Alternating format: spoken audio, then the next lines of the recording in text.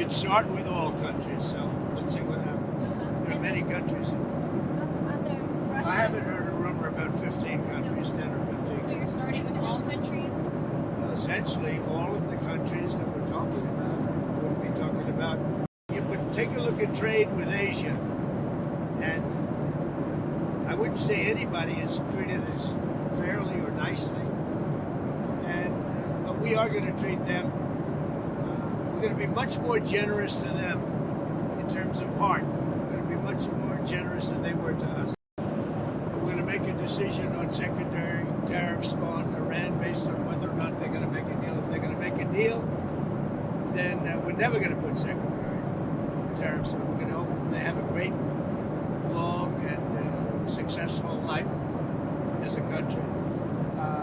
But we'll see what happens. It's very interesting. I can't imagine them doing anything else but making a deal. I would prefer a deal to the other alternative, which I think everybody in this plane knows what that is. And that's not going to be pretty, and I do not prefer that.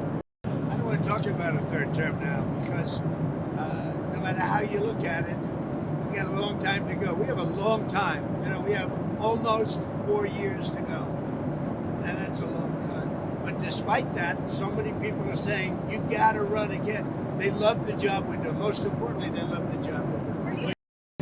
I don't think he's going to go back on his word. You're talking about Putin. I don't think he's going to go back on his word. I've known him for a long time. We've always gotten along well. I think he'll be okay. But if he isn't, I was disappointed in a certain way. Some of the things that were said over the last day or two having to do with Zelensky, because when he considers Zelensky not credible, he's supposed to be making a deal with him, whether you like him or you don't like him. So I wasn't happy with that. But I think he's going to be good. And I certainly wouldn't want to put secondary tariffs on Russia, but if they were put on, it would not be very good for them. It's a psychological deadline.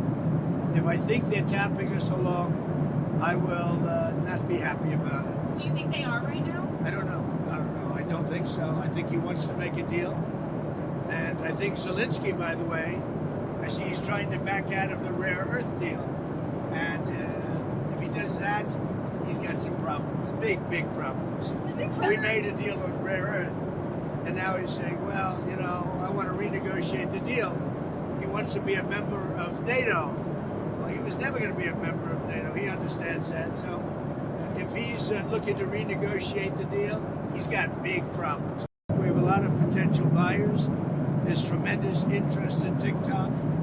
The decision is going to be my decision, as you know, through Congress. They've given me the power to make the decision. We're dealing with China also on it because they may have something to do with it. And we'll see how that goes. But it's something I think you're going to have. I'd like to see TikTok remain alive. I mean, TikTok is it's very interesting. A lot of people want to buy it. If no deal, will you extend the deadline? Well, there'll be a deal with TikTok.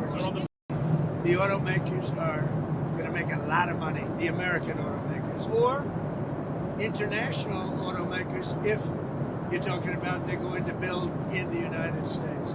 The people that are going to make money are people that manufacture cars in the United States. Outside of the United States, that's going to be up to them. I don't care too much about that.